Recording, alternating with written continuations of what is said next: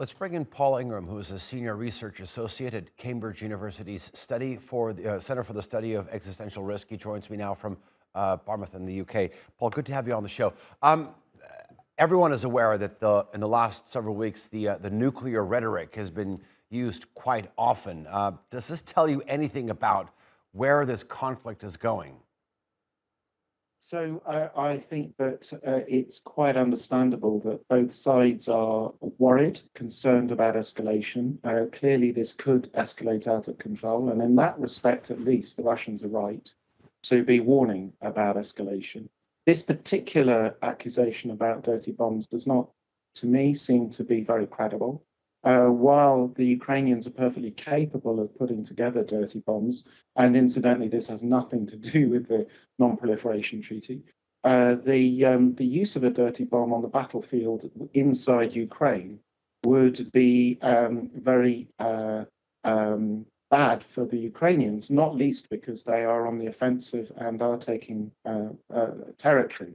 So if they use a dirty bomb, that makes it much more difficult for them to take territory. So it doesn't make sense militarily for the Ukrainians to be considering this.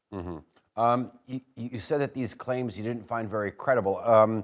Perhaps this is not as credible as that as well. I mean, I want to ask you about claims that I came across on Russian state media saying that there was actually a nuclear bomb, not a dirty bomb, but a nuclear bomb in Mykolaiv, and that the Ukrainians would sort of set it off as part of a false flag operation, and then have the West blame Russia, providing some sort of pretext to attack them. I mean, this is awfully dangerous rhetoric in terms of what we're dealing with then. Yeah, again, I don't think that would be particularly credible either, for the Ukrainians to have a nuclear weapon. They don't have nuclear weapons. They don't have the capacity to make nuclear weapons. So to be accusing Ukraine of having nuclear weapons, I don't think is credible. What is credible is that the Ukrainians, with the help of their Western allies, are escalating this war, and that is dangerous.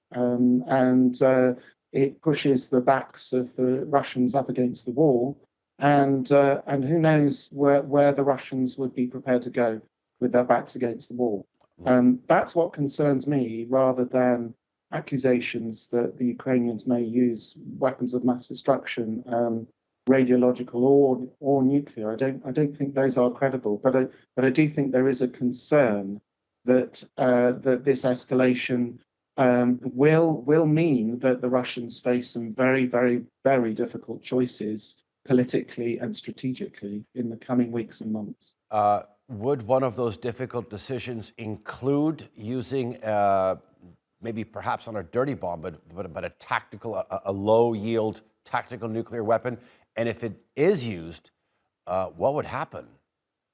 Well, so I don't think, again, that it's rational for the Russians to be considering the use of a tactical nuclear weapon.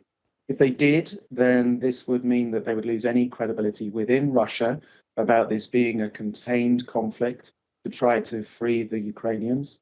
They would lose support from the Chinese and the Indians, and it would make them a pariah for some time to come. It would be a desperate move.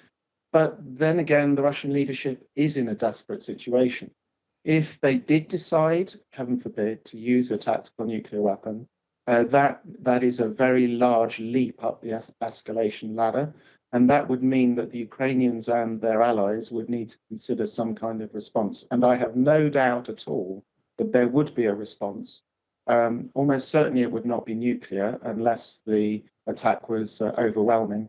I think we would be seeing some other kind of response, be it a massive cyber attack or conventional attack on the Russian naval forces or some other attack. But then that puts the Russians in a really difficult situation where they have to then make a choice. Do they continue this nuclear escalation, or do they fold and give in?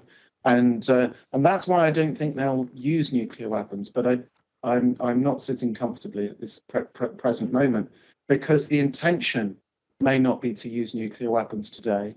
But as the two sides escalate and the concerns rise and the misunderstandings and the miscalculations are made, and people make mistakes, then it becomes much more difficult to control these measures of escalation. So, but I don't want to alarm people too much at this stage, but we do need to be concerned, and we need to be encouraging both sides to be looking for ways off this escalation ladder, because at the moment, that's where we're going. We're going in a very dangerous direction. Okay, Paul, I do apologize if I sounded perhaps a little with a warmongering tone, but I wanted to sort of cover all the hypothetical angles, and I do appreciate your input, and it makes a lot of sense. Thank you.